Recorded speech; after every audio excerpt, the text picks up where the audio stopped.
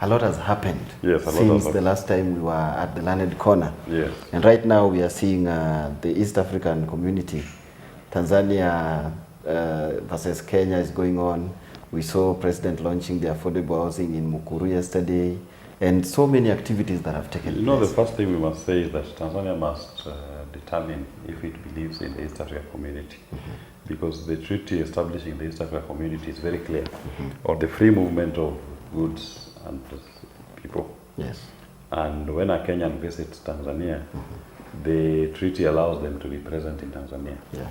Unless if they do any commit any offense, if we're in that country, then you apply the domestic laws of that country. But this emerging trend of the Tanzanian government arbitrarily deporting Kenyans and denying them entry into that country, that goes contrary to the provisions of the treaty. Yeah. There are so many Tanzanians in Kenya who are enjoying the provisions of that treaty. They're in Kenya. And even goods that come from Tanzania are accessing this Kenyan market, courtesy of the treaty. So Tanzania also needs to adhere to the provisions of the treaty and allow Kenyans to freely enter into the country as part of what the community requires of partner states to allow.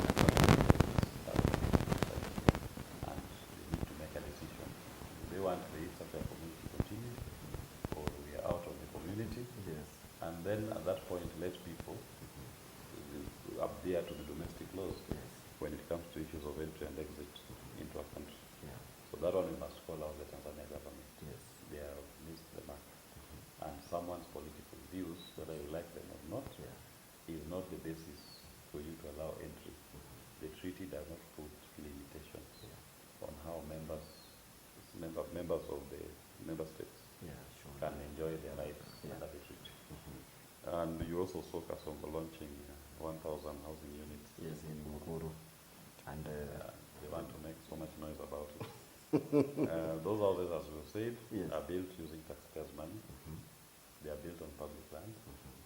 They are selling them to the same taxpayers at 3,900 per month for 30 years. For the bedsitter. For 30 years. For 30 years. And you pay a deposit of 180 to 28,000. The 3,900 is per month? It is paid per month for 30 years. And you also pay a deposit of 128,000 before you start qualified. But the affordable housing is for the rest of everybody's time.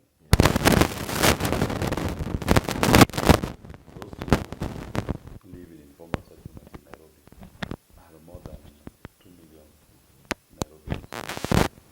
1,000 units is negligible. And stupid ones like there's somewhere units and you go all over town making noise. The journey has to start somewhere. They had said they were going to do 200,000 units in 1 year. Which is still less. Now 3 years. So they are 600,000 behind. No. 200,000 done in 1 year. So in their 3 years, they should have done 600,000. They've only done 1,000. 599,000 are still pending. Yes. So I don't know why they'll have somewhere. But you know, on the housing issue, we've always held the view that it's not to be the government. This should be a private sector initiative. And when you look at the role of government in denying private sector, why do we have slums? It is not a question of lack of housing. It is a question of income. People don't have money.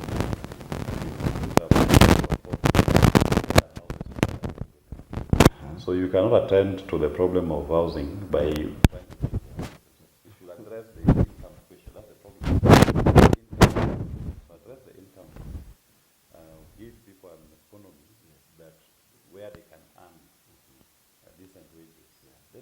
naturally automatically look for those houses, different houses that can accommodate them. And then also, if you ask, and you've seen, Yes. In 3 years they put 1,000. 1,000, yes. In Omabay they put 600 units to just complete.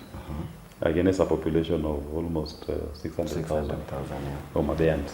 That is nothing. But if you allowed the Kenyan people to access credit facilities, access to capital, Yes. access to finance, Yeah. the Kenyan people can put up those houses. And the Kenyan people are everywhere. Yeah. And they will put it at a low cost, efficiently, and the bulk majority of the people of Kenya who desire those houses will access them. Yeah. Because today, Kenya government borrows heavily from the domestic market. What that has done, it has crowded out the private sector, you and I, Yes. from accessing capital in the domestic market. Why? Yeah. If government is borrowing at 14-15% interest rate, Yes. the individual goes to the bank, he is told his interest rate is 20%, 18-20%. Yes. That is right there, non-performing loan, an NPL. And why are they charging you high interest rate? Because they are guaranteed that your government Yes. will always come to take bonds from them. And it's deemed to be a more secure Loan creditor yes. than yours as an individual. So the banks have no appetite Yeah. to give you the money. They prefer to lend it to government. Yes. If the government walked out of that domestic market, the banks will be stuck with the money. They need to make some interest out of the money they are holding. And the only way they will do it is through giving loans. So the individual going to the bank will be able to access a loan at even 4%, 5%, 3% interest rate, depending on your credit worthiness. And with that access to capital, many Kenyans will be able to put up housing units that can address the challenges we are facing. And they'll even be putting it all over the country, in private land, not in public land that is legally acquired, and not in projects that don't make sense. And if you look at the prices, do you think they're affordable? They are not affordable. They are not affordable. The private sector, because it means in 30 years, these people are going to pay 1.4 million. To buy the bed sitter.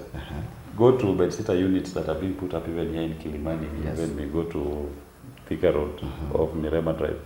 Bed sitters are going for around 600, 700,000 Kenya shillings. If you are supposed to buy. If you are buying it right away. And that is by the private sector.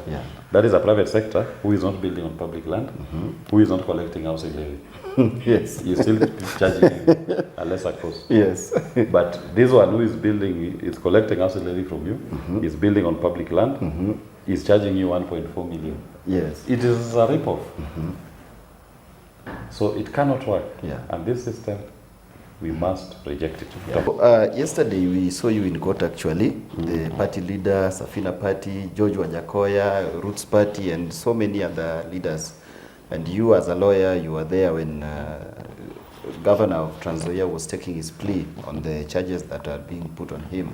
And we have seen this issue of, opposition feeling oppressed, those who have contrary opinions to the government are being harassed, being oppressed. And do you think the government is somehow in fear of the rising opposition? Of course. That the arraignment of Natembeya is just informed by political witch hunt.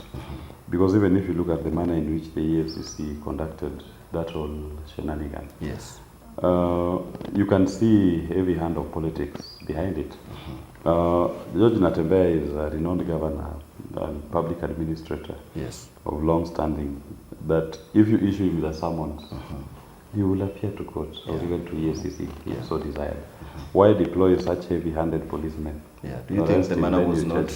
No, it was just meant to send chills and fear down people's spine.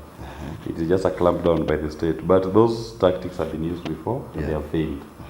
So this was purely, in my view, the manner in which Governor Natembeya was handled was just a witch hunt. It was meant to break his spirit, scare him in a way, not to speak the issues affecting the Kenyan people. And even if you look at the substance of the charges that he's facing, at the trial it will be very clear that there's nothing here. They make so much noise, but when you look at the charges, you just think nonsense. And we also saw you actually, the party leader, experiencing the same last year around during the Gen Z protests. These witch hunt. Yes, it happened where they even planted grenades and guns and tear gas canisters And there are even videos showing them planting these things. Yes. It's typical. They deploy heavy police. The idea is to intimidate you, to scare you, not to speak. But as a Safina Party, we are not shaken.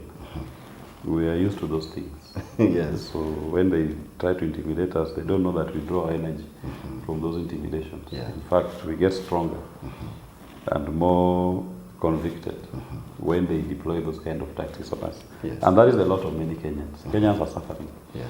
And Kenyans are just demanding for better governance. And they want a society that respects the rule of law, a society that responds to the economic needs, that provides equal opportunity to all Kenyans. Right now, you have many graduates who people are qualified, but they cannot get jobs that are commensurate with their qualifications. And they are coming out in their numbers. The unfortunate bit, as I always say, is that these are young people who are not getting jobs commensurate with their qualifications. We are actually wasting their years. This is their youth. These are their most productive years. If somebody who is cannot be deployed economically in his most productive years, then it's a loss not to just the individual, but even to the nation. Because this person will not be able to provide his best to the country when he is at his optimum best. And then this person, once they retire, they become a social burden. Because they will not have earned when they were productive. And the question even of the social security knowledge becomes a big problem. So that is why Kenyans are agitating and Kenyans are demanding for a society that works for them. A society where their taxes make meaning to them, not meaning to politicians. You saw that member of parliament from Alego saying that State House needs to be renovated. It's an old house, it's looking filthy. I mean, we don't need to... It has to be facelifted. The facelifting should not be of the building. The facelifting should be of the occupant. We don't need to facelift the building. We need to facelift the occupant. Because it's the occupant who is superintending our policies that are causing economic pain to the people of Kenya. We have no problem with the building. And we have a problem with the policies that are emanating from the occupant of that building.